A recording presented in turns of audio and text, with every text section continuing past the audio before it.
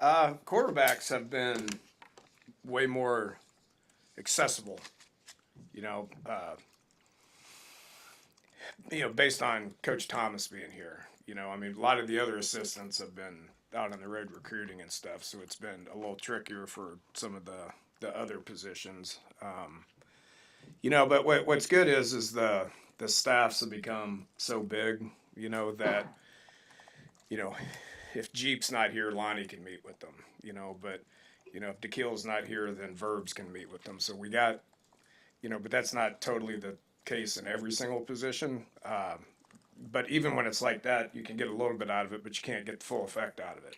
And so really this has been the first week that we've talked install.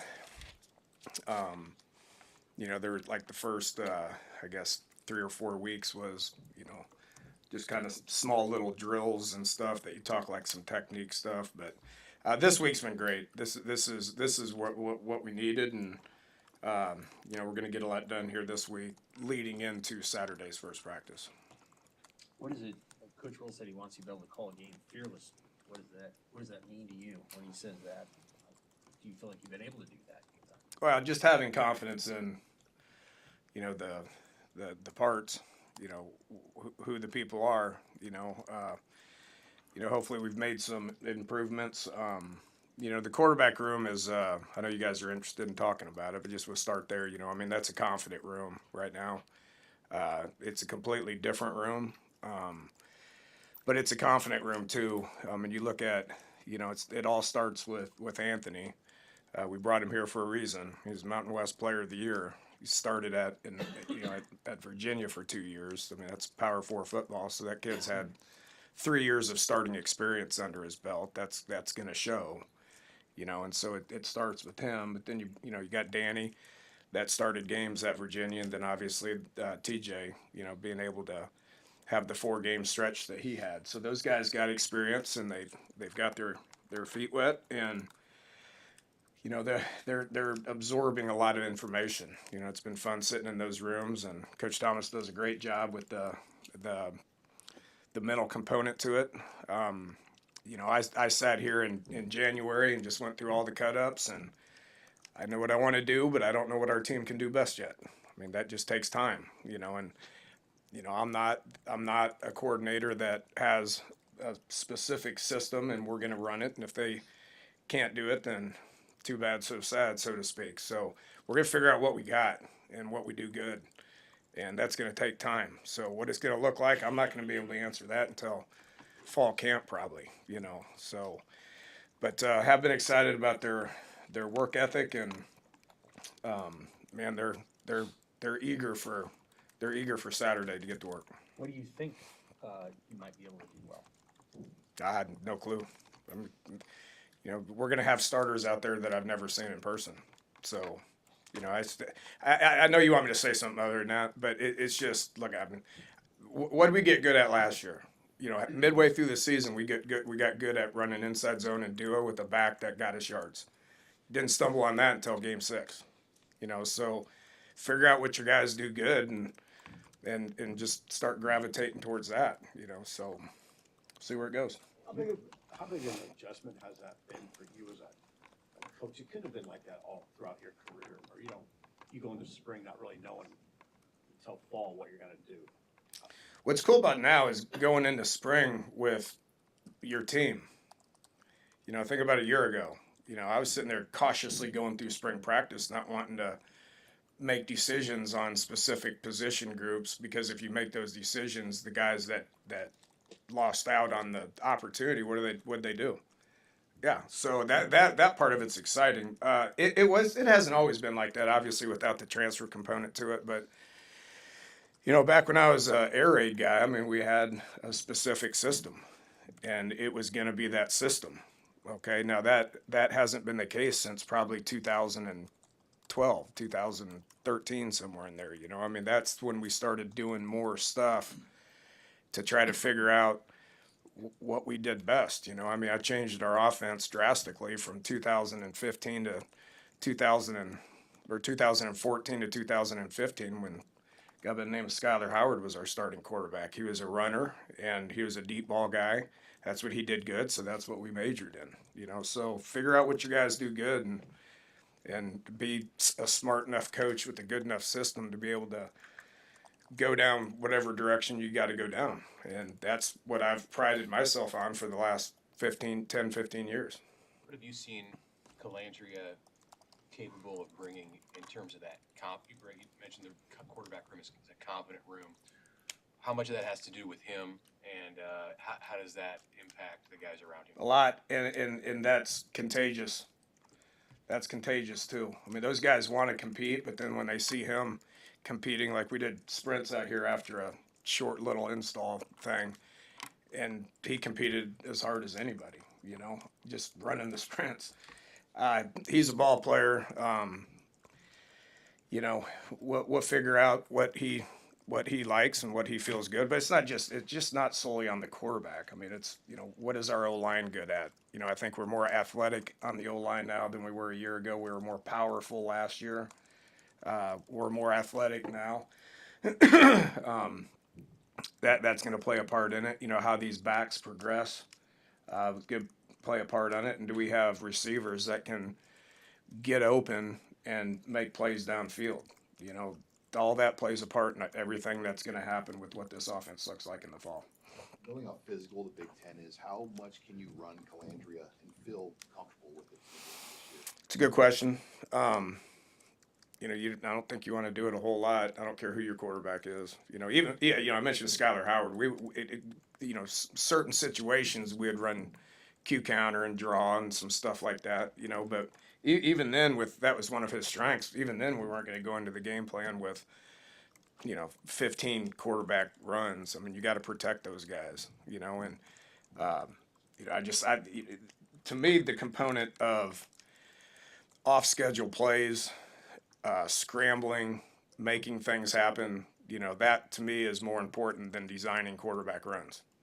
Having the ability to get out of the pocket, get out of trouble, extending plays, trying to, that's when most of your big plays happen, is when you scramble around and receivers get open and you get it to them, or you scramble around and those guys do a good job of running to spots and the defense trails them, and then quarterback's off on a scramble. That's when your big plays happen, and I think he's going to bring that.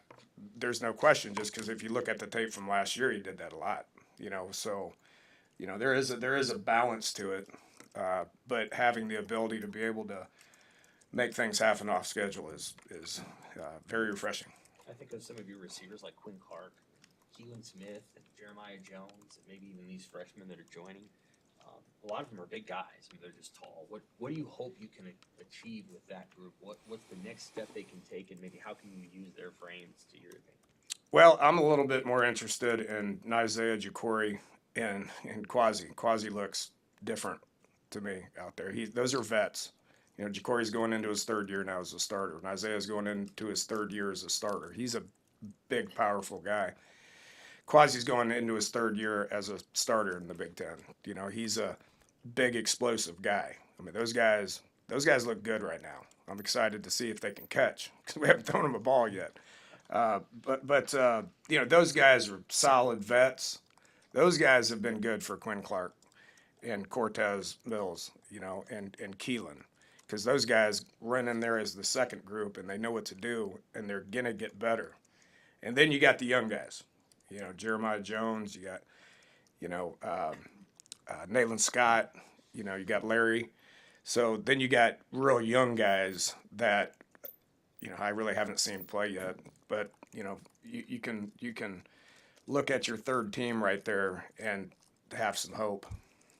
That room, 5 years ago, retention in college football was not even something that you considered year over year. But that room with Isaiah and Jacory could have looked a lot different if things had gone differently in January. How much of a win was it for the program that those guys are back, like you said, third year for Jacory, second for Isaiah? Credit to those two. We recruited hard to get Quasi.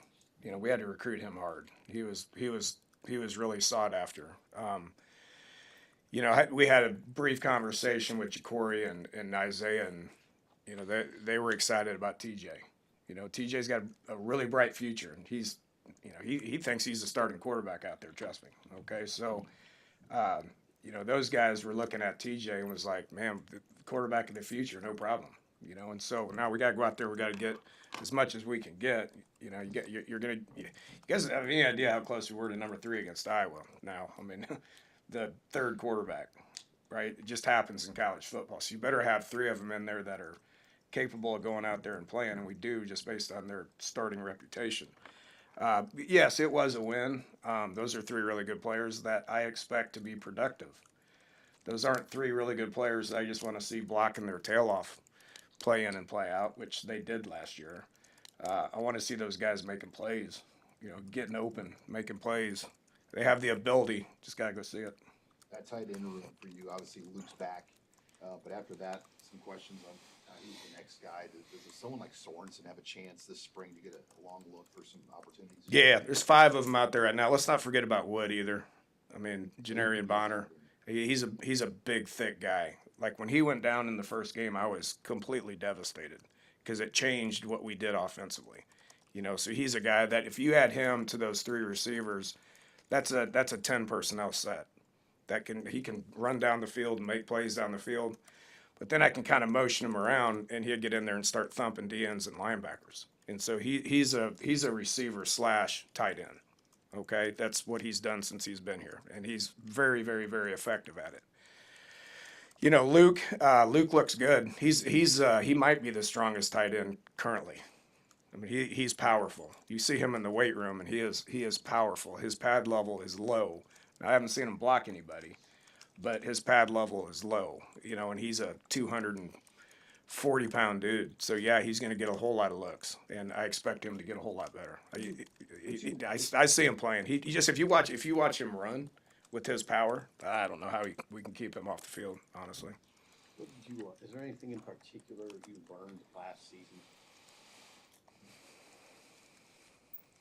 I mean, Any big takeaways? nah. I'm doing this 33 years now. Pretty much seen it all. I do know the offense better. I mean, we're constantly just tweaking things and tweaking things and tweaking things to where it's not foreign, you know, so. But no, I thought we made strides last year. I don't know how you guys feel about it, but, you know, just I thought we made strides, and there were some things that went wrong that set us back and didn't detour me and what I think this offense is capable of. You've been head coach. You guys are going to move now to the afternoons. What are the benefits of maybe going back to the afternoons or early mornings for your practice setup as a program? Sleep. It's the number one recovery. It's the number one thing in recovery is sleep, right? And if you're waking people up at 5:30, 6 o'clock in the morning, then they don't get as much sleep. They're going to go to bed at the same time. We've done many, many, many studies on this, and I don't care what time they have to wake up, they're going to bed at the same time. And so it's going to give you a little bit more recovery. It's going to give coaches a little bit more prep time prior to practice. And I don't know. We've done mornings, we've done afternoons, we've done mornings and afternoons. To me, it doesn't matter what the schedule is. Just roll with it. That's the head coach decision, but I do think there's some advantages, and then there's probably some disadvantages as well.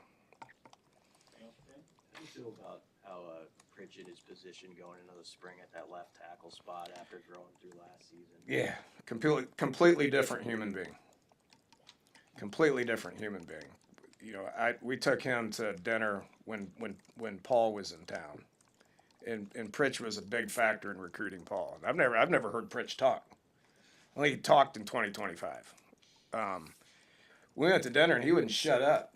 I mean, he just was going, and then we went over to my house and just had, you know, just hanging out and talking, you know, and Paul's girlfriend was here and we were just recruiting, but Pritch wouldn't leave, which was awesome. So he's 100% bought in, and, you know, Jeep's done a great job with him. Lonnie's done a great job with him, but he can't be more excited about where he's currently at. That makes a big difference. I'm guessing you're kind of kept from the skepticism that fans have about the running backs. I don't care about that, but like, Is it the fans or is it you guys? I think it's both. I think a little bit. I think you guys are worse than assistant coaches when it comes to we just need to keep adding people. There's limitations on how many people you can have on your roster. There still is. and I mean, look, if you look at the running back room, Mackay had a great bowl game. I mean, he did some things that Emmett can't do, and Emmett's going to be so mad that I said that. But he did. He like his first touchdown. I don't know if Emmett could have got there, But and we know everybody knows how I feel about Emmett. But Mosey is an incredibly powerful freshman.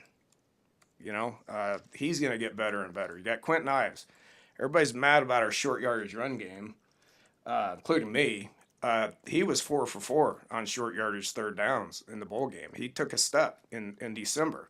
If he would have went the other way, well, we might have went out and got somebody. But he showed promise. Jamal Rule, freshman, talented, probably runs better maybe than all of them. He just got here.